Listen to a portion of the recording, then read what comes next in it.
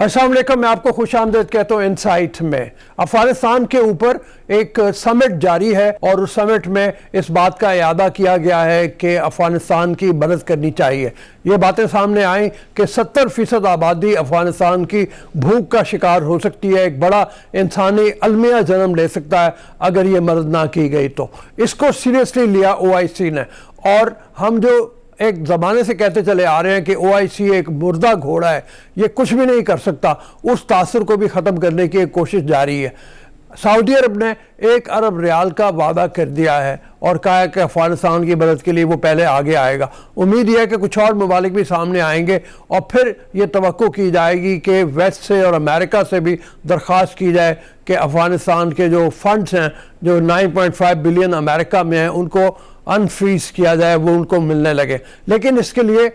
तालिबान को बहुत कुछ करने की ज़रूरत है। जो एक प्रेशर उनके ऊपर है कि अपनी गवर्नमेंट को इंक्लूसिव बनाए, इसके लिए ज़रूरी है कि वो ख़वातीन के हकूक़ का तहफ़्फ़ुज़ करें। इसके लिए ज़रूरी है कि वो तालीम के मैदान में जो पाबंदियाँ हैं ख़वातीन के ऊपर लगाई हुई, वो उनको ख़ात्मा करें और फिर माइनॉरिटीज़ का एहतराम करें, उनके लिए भी कुछ हकूक़ का वो अदा करें, उसका इजरा करें, उसकी बारे में बात करें। तो ये सारी बातें हैं। हम चलते हैं जावेद हुसैन साहब की तरफ, उनसे चल के जानते हैं कि आज की समिट ने जो फैसले किए हैं वो किस हद तक कामयाब साबित होंगे, किस हद तक OIC मुतहर्रिक हो जाएगी और किस हद तक अफगानिस्तान की मदद हो पाएगी। जावेद हुसैन साहब, अस्सलाम वालेकुम। वालेकुम अस्सलाम। सर, आज सारी कार्रवाई आपने देखी होगी, तकरीबन तमाम ममालिक ने, यूनाइटेड नेशंस के नुमाइंदे ने, हर एक ने इस बात के ऊपर जोर दिया कि एक बड़ा इंसानी अलमिया जन्म ले सकता है अगर अफगानिस्तान की फौरी तौर पे मदद ना की गई तो। इसको आप कैसे देख रहे हैं? इतना बड़ा इजलास हुआ है, 41 ईयर्स के बाद फिर पाकिस्तान को मेज़बानी मिली है, और अगरचे शामिल मुल्क कुरैशी साहब ने 2022 में भी कहा है मार्च में हम मेज़बानी को तैयार हैं एक अगले सेशन के लिए। लेकिन फ़िलहाल इसकी हम बात करते हैं कि आज जो बातें हुई हैं वो कितना ज़्यादा मददगार साबित होंगी अफ़गानिस्तान के लिए। मैं समझता हूँ ये पाकिस्तान का और सऊदी अरेबिया दोनों का जॉइंट इनिशिएटिव जो है इस कॉन्फ्रेंस को होल्ड करने का पाकिस्तान में, वो काबिल तहसीन है। एक बहुत उम्दा इनिशिएटिव लिया गया है जिससे अफगानिस्तान के हालात को, ख़ास तौर पे जो ह्यूमैनिटेरियन क्राइसिस वहाँ पे अनफोल्ड हो रहा है, उसको बेहतर करने में और वहाँ की हालात को स्टेबलाइज करने में बहुत मदद मिलेगी। पहले तो ये है कि OIC की एज ए ग्रुप जब उसकी एक आवाज़, यूनाइटेड आवाज़ जो जाएगी दुनिया में अफ़गानिस्तान की आवाम के मदद के लिए, अफ़गानिस्तान की एज ए कंट्री उसकी मदद के लिए, तो साफ ज़ाहिर है उसका असर होगा रेस्ट ऑफ इंटरनेशनल कम्युनिटी पे। आजकल हमको सब पता है कि वहाँ पर ह्यूमैनिटेरियन क्राइसिस हो रहा है। तकरीबन कहते हैं 23 मिलियन पीपल जो है they are facing hunger, 3.2 million children जो हैं उनकी मेल न्यूट्रिशन का उनका ख़तरा है। यानी अफ़गानिस्तान की आधी से ज़्यादा पॉपुलेशन इस वक्त वो भूख के मसाइल से दो चार है। वहाँ पे जो इकोनॉमिक सिस्टम है उसका तकरीबन कोलैप्स हो चुका है। बैंकिंग का भी वहाँ पे जो सिस्टम है वो फंक्शन प्रॉपर्ली नहीं कर रहा। तो ये एक बहुत बड़ा क्राइसिस वहाँ पे डेवलप हो रहा है, जिसके लिए इंटरनेशनल कम्युनिटी को और ख़ास तौर पे इस्लामी ममालिक को कोशिश करनी चाहिए कि वो जितना जल्दी हो सके अफ़गानिस्तान तक इमदाद पहुँचाने की कोशिश करें।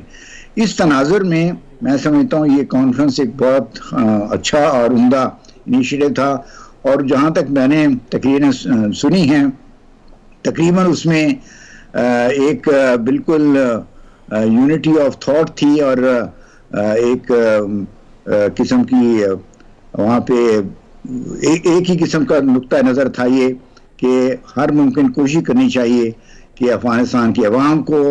किसी न किसी तरीके से ह्यूमैनिटेरियन असिस्टेंस और इकनॉमिक असिस्टेंस पहुँचाई जाए। बल्कि जहाँ तक मुझे याद पड़ता है सऊदी अरेबिया के फॉरेन मिनिस्टर ने तो $1 बिलियन की जो है इमदाद का ऐलान भी किया है। 1 बिलियन रियाल, जी 1 बिलियन रियाल की, जी आई एम सॉरी। और उसके अलावा शाह महमूद कुरैशी साहब ने अपनी तकरीर में 5 और या 6 नुकाती एक प्रोग्राम दिया है, और मेरा ख्याल में वो भी एक अच्छा प्रोग्राम है जिससे इस इमदाद को جو افغانستان کے عوام تک چینل کرنے میں ایک مدد ملے گی. انہوں نے کہا ہے کہ ایک گروپ آف ایکسپرٹس بنایا جائے OIC کا, جو مختلف سروسز کو جو جن کی افغانستان کی عوام کو ضرورت ہے ان کو ایکٹیویٹ کرنے میں مدد ملے. وہاں پہ سوشل اور ہیومینیٹیرین اسسٹنس وہاں پہ پہنچائی جائے, اکنامک اسسٹنس وہاں پہنچائی جائے. تو اس قسم کی جو چیزیں انہوں نے تجویز کی ہیں وہ قابل تعریف ہیں, اور میرا خیال ہے کہ ان سب اس کانفرنس کے ہونے سے پاکستان کا بھی ایک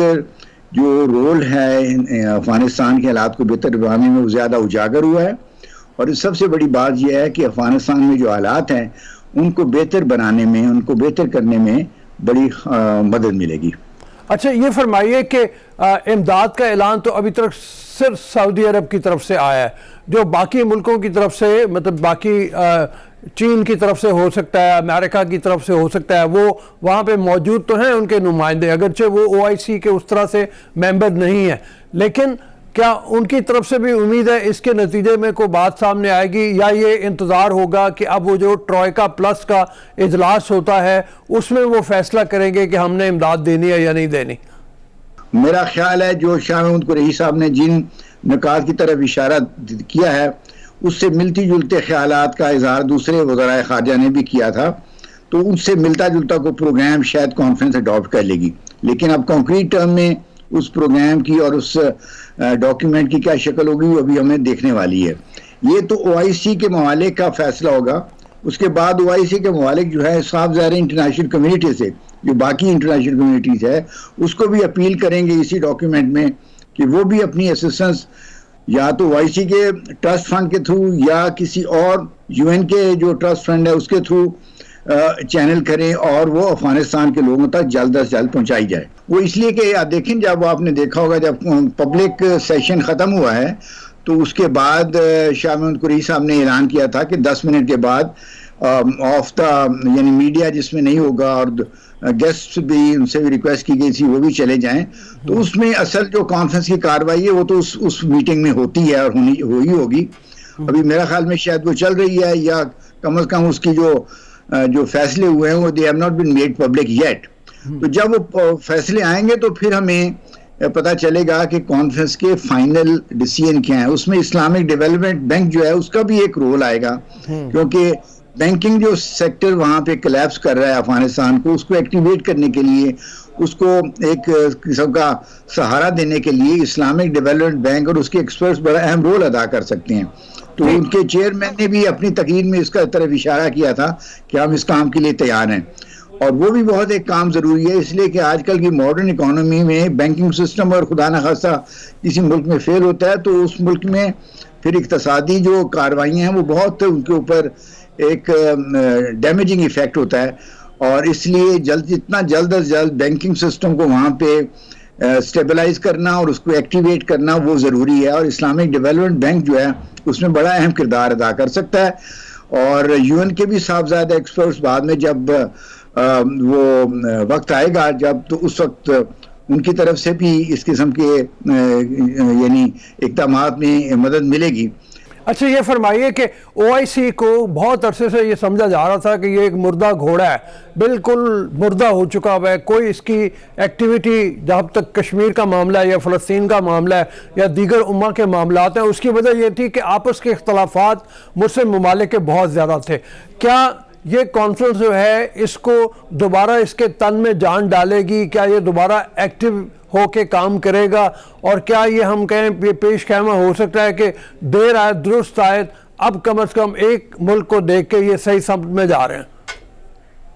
یہ کم از کم میں کہنا چاہوں گا کہ افغانستان کے سلسلے میں تو اس OIC نے ایک بر وقت کانفرنس کر کے ایک اپنے زندہ ہونے کا ثبوت دیا ایک لحاظ سے, اور لیکن اس کا مطلب یہ نہیں ہے کہ اب ہم ان سے کوئی بڑی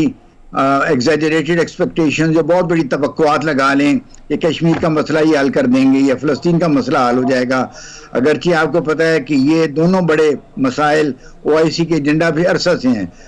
بلکہ فلسطین کا مسئلہ تو ایسا ہے کہ کانفرنس کا جو بنیاد رکھی گئی تھی 69 میں وہ اس فلسطین کے مسجد اقصی کو جو برننگ آف مسجد اقصی ہے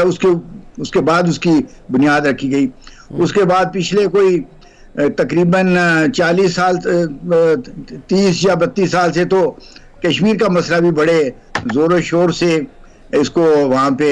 1989 1990 سے اس کے اوپر ہر سال اس کو اٹھایا جاتا ہے اور وہاں ریزولوشن اڈاپٹ ہوتی ہیں. لیکن یہ جو بڑے مسائل ہیں اس میں OIC قسم کی جو آرگنائزیشن ہیں یہ بھی ایک رول ادا کرتی ہیں, لیکن اس سے زیادہ جو ہوتا ہے وہ یہ ہے کہ پاور پولیٹکس جو ہے دنیا میں جو طاقت کا توازن ہے اس کی بیسس پہ فیصلے ہوتے ہیں اس بڑے بڑے مسائل پہ. تو ہمیں بہرحال OIC کی مدد درکار رہے گی اور وہ اس کو ہمیں ملتی رہی ہے, وہ بھی ہمارے لیے ضروری ہے. لیکن ہم خالی OIC پہ انحصار کر کے یہ توقع نہیں کر سکتے کہ کشمیر کا مسئلہ حل ہو جائے گا یا فلسطین کا مسئلہ حل ہو جائے گا. اچھا یہ فرمائیے کہ بہت زیادہ توقع جو ایک کی جاتی ہے وہ یہ ہے کہ OIC پریشرائز کر پائے گا امریکہ کو خاص طور پہ کہ 9.5 بلین ڈالر جو انہوں نے فریز کیے ہیں افغانستان کے وہ اس کو واپس ملنا ہے, اور اسی طرح سے دیگر ممالک میں بھی جو ان کے پیسے ہیں کچھ وہ ان کو واپس ملنا ہے. یہ کیا ہڈن کیمرے میں جس وقت آف کیمرہ جب ہوگے اسی وقت سامنے آئے گی بات یہ تو, لیکن کوئی اس کی امید لگتی ہے آپ کو کہ ایسا پریشر ڈال پائیں گے یہ ممالک؟ یہ بہرحال ان کو آواز تو اٹھانی چاہیے اور جو فائنل ڈاکیومنٹ کانفرنس کی ہوگی اس میں ضرور اس کی طرف کوئی نہ کوئی اشارہ ہوگا, لیکن فیصلہ تو امریکہ نے کرنا ہے اور امریکہ جو فیصلہ کرنے کے لیے 3-4 چیزیں دیکھے گا. ایک تو یہ ہے کہ جو طالبان کی گورنمنٹ ہے وہ اپنے پولیٹیکل بیس کو براڈن کرتے ہیں کہ نہیں, یعنی جس کو کہتے ہیں اپنی گورنمنٹ کو انکلوسیو بنائیں گے کہ نہیں بنائیں, نمبر 1. نمبر 2 وہ جو سوشل اور کلچرل پالیسیز ہیں جیسے گرلز ایجوکیشن ہے یا فیمیل رائٹ ٹو ورک ہے, ان کے اوپر وہ کیا پالیسیز اختیار کرتے ہیں. تیسرا یہ ہے کہ مائنورٹیز کی طرف ان کے یعنی جہاں مثلاً شیعہ ہیں وہاں پہ یا اور دوسری مائنورٹیز ایک لحاظ سے ہیں ان کے ساتھ کیا سلوک ہوتا ہے, اور وہ اس کی یہ چیز دیکھی جائے گی. اور پھر آخری جو چیز ہے جس کے اوپر بڑا ہمارا بھی ایک لحاظ سے ایمفیسس ہے کہ افغانستان کی سوائل کو باہر کے کسی ملک میں ٹیررزم کے لیے استعمال نہ کیا جائے. تو یہ ساری چیزیں دیکھ کے میرا خیال میں امریکہ فیصلہ کرے گا. اگر طالبان نے ایسی پالیسیاں بنائیں جس سے یہ نظر آیا کہ وہ ایک صحیح سمت میں چل رہے ہیں امریکہ کے پوائنٹ آف ویو سے, تو پھر یہ توقع کی جا سکتی ہے کہ وہ بھی سٹیپ بائی سٹیپ طریقے سے اس جو ان کا افغانستان کا پیسہ اس کو ریلیز کریں گے. اور اس کے ساتھ ساتھ پھر یہ بھی دیکھنے والی بات ہے کہ کس سٹیج پہ جا کے OIC کے ممالک اور دوسری میجر پاورز افغانستان میں طالبان گورنمنٹ کو ڈی جیورے ریکگنیشن دیتے ہیں, کیونکہ وہ جب تک ریکگنیشن نہ ہو تو یہ افغان جو گورنمنٹ ہے یہ کسی انٹرنیشنل فورم میں افغانستان کی نمائندگی نہیں کر سکے گی. جیسے اب UN میں ہے, پچھلے سال میں جو یہ ابھی جو سیشن گزرا ہے UN جنرل اسمبلی کا اس میں وہ ان کو افغانستان کی سیٹ نہیں دی گئی. اسی طرح میرا خیال میں OIC میں بھی جو بیٹھے ہیں تو وہ باقاعدہ انہوں نے افغانستان کی سیٹ جہاں تک میں دیکھ سکا ہوں وہ انہوں نے نہیں سنبھالی ہوئی تھی. تو اس لیے وہ بھی ضروری ہے اور وہ بھی کنڈیشن بیسڈ ہوگی. اس میں طالبان سے کیا جائے گا کہ اپنی پالیسیز کو ماڈریشن کی طرف لے جائیں, اپنی گورنمنٹ کو بیس کو پولیٹیکل بیس کو براڈن کریں. اور تیسرا ٹیررزم کا کوئی خطرہ یہ نہ ہو کہ ان کی سوائل استعمال ہوگی فار ٹیررزم ابراڈ یا پاکستان یا کسی اور ملک میں. تو یہ تینوں چیزیں میرا خیال میں انڈیکیٹرز ہوں گے جن کی بیسس پہ پھر کوئی پروسیس آ سکے گا یا یہ پیش رفت ہو سکے گی کہ افغانستان کی اس موجودہ گورنمنٹ کو باقاعدہ ریکگنائز کیا جائے یا نہ کیا جائے. ابھی تک لیکن پاکستان کے لیے بہتر یہ ہوگا کہ یہ ریکگنیشن کے معاملے پہ ابھی ہم زیادہ اس کو ایکٹیو ہونے کی ہمیں کوئی فیصلہ دوسروں سے آگے بڑھ کے کرنے کی ضرورت نہیں ہے. ہمیں کم از کم اس وقت کرنا چاہیے جب OIC کے سب ممالک ایک سمت میں جانے کے تیار ہوں تو پھر اس وقت ہم بھی ان کے ساتھ شامل ہوں. آپ نے بالکل صحیح کہا, مطلب ابھی ریکگنیشن والی کوئی ایسی بات بھی نہیں ہوئی. اور دوسری بات یہ کہ ترکی کے جو وزیر خارجہ ہیں ان کی تقریر میں بھی افغان جو گورنمنٹ ہے ان سے یہ اپیل تھی کہ آپ انکلوسیو گورنمنٹ بنائیں, اس کی طرف انہوں نے بھی اشارہ کیا تھا. اور بھی کچھ وزراء خارجہ جو ہیں یا نمائندے جو ہیں انہوں نے اس کی بات کی ہے. اب یہ کیا بہتر ہو کہ ایک ایسی کمیٹی فارم کر لی جائے جس میں OIC کے کچھ ممبرز ہوں اور کچھ افغان نمائندے ہوں اور ان کے ڈائلاگ ہوں آپس میں اور وہ ان کو قائل کریں, چونکہ ابھی تک تو لگتا ہے کہ جیسے افغان طالبان بھی قائل نہیں ہے اس بات کے کہ وہ اپنی گورنمنٹ کو انکلوسیو بنائیں. جی ابھی وہ لگتا ہے ایک تو یہ ہے کہ ان کے جیسے کہتے ہیں نا سر کہتے ہیں اردو کا محاورہ ہے کہ سر مناتے ہی اولے پڑ گئے. وہ بیچارے یہ اگست میں تو ان کو جو ہے ان کو حکومت ملی ہے اور درمیان میں 3 مہینے میں ساری دنیا کے مسائل ان سے توقع کرنا, خاص طور پہ جبکہ پہلے ان کی حکومت ہے نہیں کہ وہ سارے جو ہے وہ معاملات کو حل کریں ایک سیٹسفیکٹری تسلی بخش طریقے سے, تو وہ ممکن نہیں ہے. لیکن دیکھنا سب سے بڑا یہ ہے کہ ان کی سمت کیا ہے, کیا وہ ایک پازیٹیو ایک مثبت طرف پیش رفت کر رہے ہیں ان کی پالیسیز جو ہیں, یا یہ ہے کہ وہ ابھی بھی انہوں نے ایک بالکل کوئی نیگیٹو قسم کا ایٹیچیوڈ کیا ہوا. جہاں تک تعلیم کا ہے تو انہوں نے جہاں میں خبریں دیکھ سکا ہوں وہ یہ ہے کہ کچھ انہوں نے صوبوں میں کم از کم بچیوں کو اسکولوں میں جانے کی اجازت دے دی ہے, اور ہیلتھ سیکٹر میں خواتین جو ہے ان کو بھی اجازت کام کرنے کی مل گئی ہے. لیکن یہ کافی نہیں ہے. میرا خیال میں ایون اسلام میں بھی کوئی اس قسم کی کوئی ایسی پابندی نہیں ہے کہ خواتین باہر گھر سے نکل کے کام نہیں کر سکتی. تو اس لیے یہ جو ایک قدامت پسندی ان کی آئیڈیالوجی میں ہے اس کو انہیں اپنے درست کرنا ہوگا. اور جو دوسرا انتہا پسندی ہے یعنی ایکسٹریمزم اینڈ آبسکیورنٹزم, دونوں کو انہیں اپنا کچھ اس میں ماڈریشن لانی ہوگی. اور ان لوگوں کو ممالک کو نظر آیا کہ یہ اس طرف چل رہے ہیں تو پھر ان کو امداد بھی زیادہ آسانی سے ملے گی, اور دوسرے ان کے جو مسئلے مسائل ہیں ان کو حل کرنے میں بھی ان کو زیادہ آسانی ہوگی. تھینک یو جاوید حسین صاحب. ہم نے بات کی آج افغانستان کے موضوع کے اوپر جو ایک سمٹ جاری ہے اس حوالے سے. آپ نے دیکھا کہ عمران خان صاحب نے جس طرح سے آج اپنی سپیچ میں کشمیر کا بھی ذکر کر دیا اور اس حوالے سے بھی یہ کہا کہ OIC کی امید کرتے ہیں کہ کارروائی اور کوششیں اس حوالے سے بھی جاری رہیں گی. عمران خان صاحب کی سپیچ میں اور کیا امپورٹنٹ باتیں تھیں, شاہ محمود قریشی صاحب کی سپیچ میں اور کیا امپورٹنٹ باتیں تھیں, اس حوالے سے ہم بات کریں گے اپنے اگلے سیگمنٹ میں. ابھی اجازت دیجیے بریک کے لیے.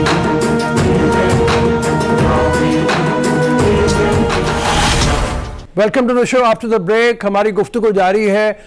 افغانستان کے حوالے سے جو سمٹ آج ہوئی اور جس میں بہت سی چیزوں کا اعادہ کیا گیا, جس میں عمران خان صاحب نے تقریر کی اور دنیا سے اپیل کی کہ افغانستان کی فوری مدد کی ضرورت ہے. اس اپیل کے نتیجے میں کتنے ممالک سامنے آئیں گے, نتیجہ کیا نکلے گا اس تقریر کا, اس حوالے سے ہم گفتگو کرتے ہیں محمد عبداللہ حمید گل, ماہر بین الاقوامی امور, ان سے, اور جاننے کی کوشش کرتے ہیں کہ اس تقریر اور آج کی سمٹ کے اثرات کیا مرتب ہوں گے. السلام علیکم جناب. وعلیکم السلام. سر, آپ نے آج تقریریں سنی ہوں گی اور خاص طور پہ عمران خان صاحب کی اور شاہ محمود قریشی صاحب کی بھی. آپ اس حوالے سے فرمائیے کہ کتنی امپورٹنس ہے عمران خان کے آج کے ایڈریس کی,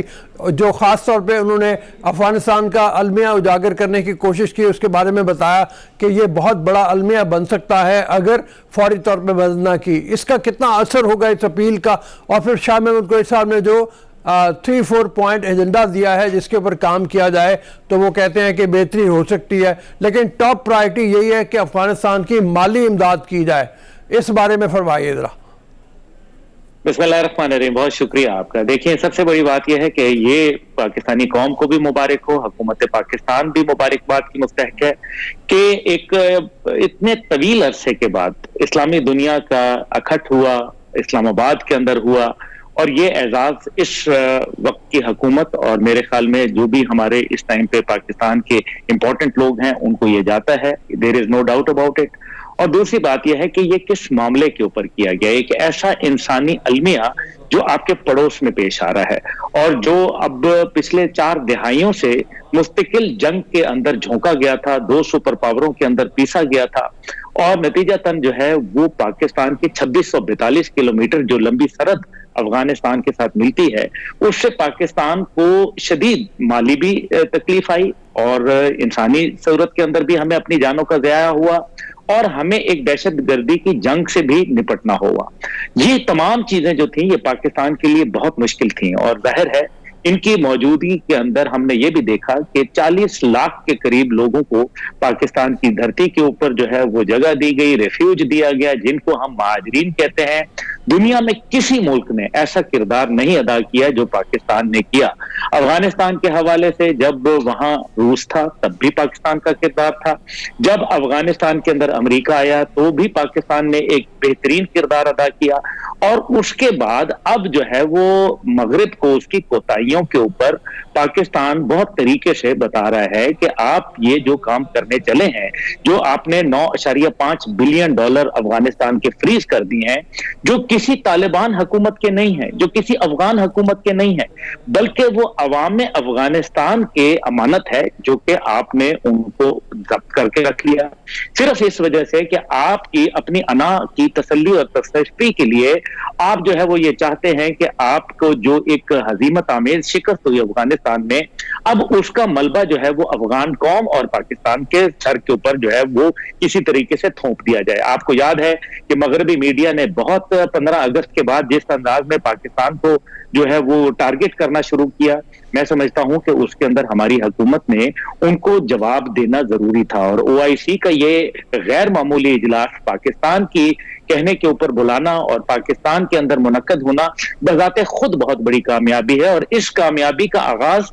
اس کانفرنس سے پہلے تب شروع ہوا جب امریکہ کے لوگوں نے خود جو بائیڈن کو جو ہے وہ ان کے جو کانگریس مین ہیں انہوں نے لکھ کے دیا کہ افغانستان کے مسئلے کا حل ہونا چاہیے اور انسانیت کی وہاں تذلیل نہیں ہونی چاہیے اور ان کو جو ہے وہ مدد فراہم کرنی چاہیے۔ تو یہ اثرات تھے کہ کانفرنس شروع ابھی ہوئی نہیں تھی اور الحمدللہ پاکستان کا جو موقف تھا وہ سامنے آنے لگ گیا۔ میں مانتا ہوں کہ امریکہ کے اندر ہاکس بھی ہیں اور ڈوش لوگ بھی بیٹھے ہوئے ہیں، لیکن ہاکس جو ہیں وہ اپنی شکست کو افغانستان کی موجودہ حکومت اور پاکستان کے اوپر ڈالنے کی ناکام کوشش کر رہے ہیں، جس کا اظہار وزیر اعظم صاحب نے متعدد دفعہ کر چکے ہیں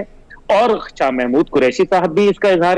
وقتاً فوقتاً کرتے رہتے ہیں۔ مسئلہ کہاں آ کے کھڑا ہے؟ مسئلہ یہ ہے کہ خود مغربی نمائندے موجود ہیں۔ یہ صرف OIC کا اجلاس نہیں ہے بلکہ اس کے اندر مغربی دنیا کے نمائندگان کی موجودگی پاکستان کے اس اہم اجلاس کی اہمیت کو مزید 4 چاند لگا دیتی ہے۔ اب دیکھنا یہ ہے کہ کیا امریکہ یہ چاہتا ہے کہ کسی صورت ایک پاکستان کے اندر اجلاس ہو، کچھ ایسا سلسلہ بن جائے کہ ان کے اندر جو ان کی ایک انا ہے اس کو بھی وہ قائم رکھیں اور ساتھ ہی ساتھ جو ہے وہ افغانستان کے حوالے سے کوئی مثبت قدم جو ہے وہ اختیار کریں، کیونکہ یونائٹڈ نیشن جو ہے وہ اس کے اوپر بتا چکا ہے اور اس سے پہلے ان کو ایڈ بھی جاری کر چکا ہے افغانستان کے۔ لیکن آج جو ان کا کہنا خود یہ ہے کہ 5 بلین ڈالر کی جو ہے وہ خطیر رقم جو ہے وہ اس کو سٹیبلائز کرنے کے لیے ضرورت ہے، وہاں کی حکومت کے انان حکومت چلانے کے لیے، سیکیورٹی کو وہاں قائم کرنے کے لیے، اور خود جیسے کہ آپ جانتے ہیں کہ داعش اور جو خراسان ہے وہ ایک بہت بڑا خطہ پورے خطے کے لیے بنے بیٹھے ہوئے ہیں، اور ساتھ ہی ساتھ جو ہے وہ داعش کا خطہ جو خطرہ ہے وہ نہ صرف پاکستان بلکہ جو خطے کے دیگر ممالک ہیں جن میں تاجکستان ہے، ترکمانستان ہے، ازبکستان ہے، ایران ہے، یہ تمام جو ممالک ہیں ان کو شدید خطرہ ہے، کیونکہ ظاہر ہے کہ داعش اگر یہاں پنپے گی تو نتیجہ کے اندر 3 نیوکلیئر ممالک کے لیے مشکلات پیدا ہو جائیں گی، جن میں چین ہے، پاکستان ہے اور روس ہے۔ اور کیونکہ چین کے ساتھ ہم ایک برادرانہ تعلقات رکھتے ہیں، ہم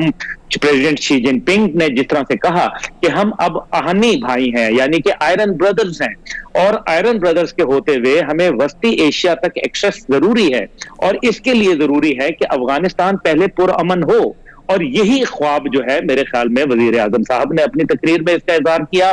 اور خود جو آج کا اجلاس ہے کیونکہ وہ افغانستان کے اوپر مرکوز ہے، افغانستان کے اندر یہ اجلاس بلانا اس ملک کی جانب سے جس نے 40 سال جو ہے بڑی قربانی دی، مالی، جانی اور ہر قسم کی، اور پاکستان کے جو ڈپلومیسی کو نقصان ہوا اس کی وجہ سے وہ اس کے علاوہ ہے۔ تو یہ ایک اجلاس جو ہے وہ یقیناً اس کے اثرات آپ کو بہت جلد نظر آئیں گے، اور امریکہ کے اندر برف پگھلے گی، यकीनन पिघलेगी और उनको अपनी हठ धर्म पॉलिसी जो है उसको तर्क करके अफगानिस्तान के अंदर जो डेवस्टेशन है, जो नुकसानात हैं, उनका अजाला करना पड़ेगा। न अच्छा,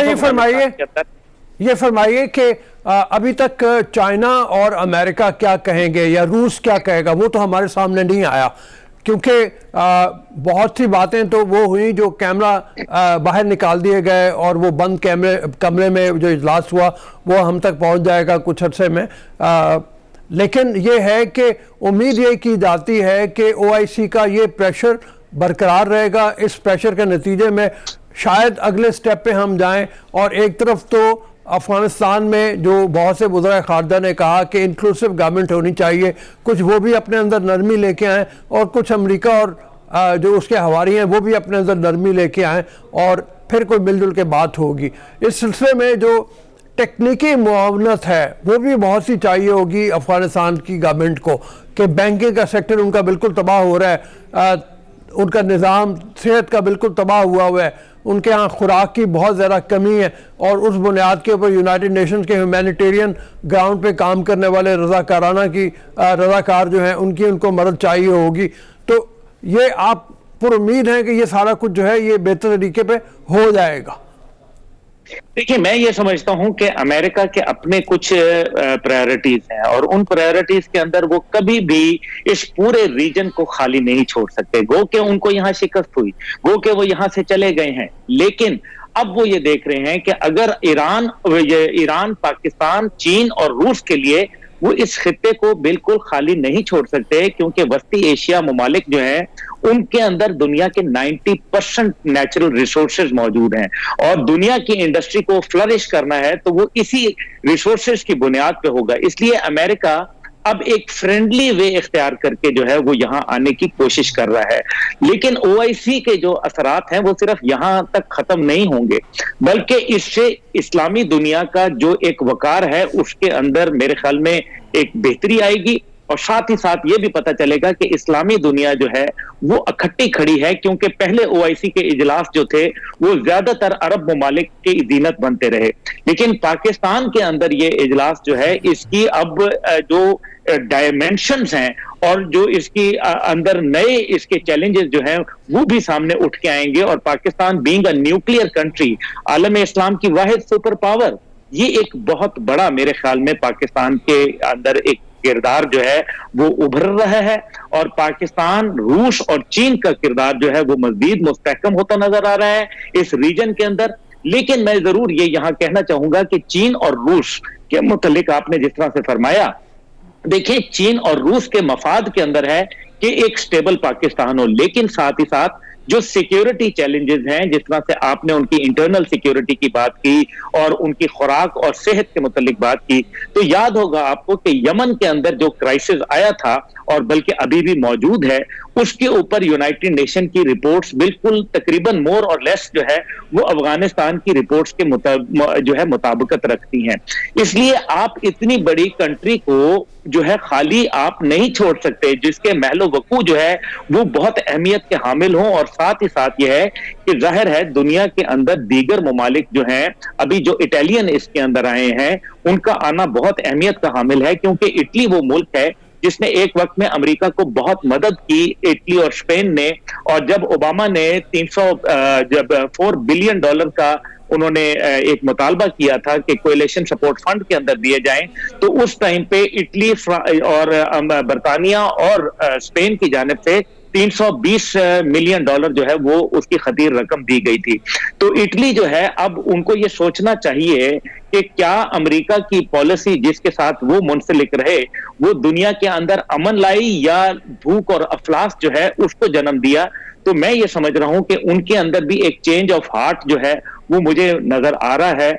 और साथ ही साथ मैं ये देखता हूं कि यूनाइटेड नेशन के जरिए अमेरिका कोई ना कोई फर्दर स्टेप्स जो है वो आगे लेगा और किसी तरीके से उनको कॉम्पनसेट करने की कोशिश करेगा। ये गलत बात है, ये नाजायज है सरासर कि किसी कौम के 9.5 बिलियन डॉलर जो है वो आप इस बात पे जब्त कर लें और साथ उस कौम को भूखा और बिल्कुल जिसको कहते हैं बदहाल छोड़ दें, हाई एंड ड्राई जिसको अंग्रेजी में कहा जाए तो गलत ना होगा, बहुत ऐसा नहीं होगा। थैंक यू मोहम्मद अब्दुल्ला हमीद गुल. हम चलते हैं एक ब्रेक की तरफ. ब्रेक के बाद वापस आएंगे. अगले सेगमेंट में आपसे मुलाकात होगी.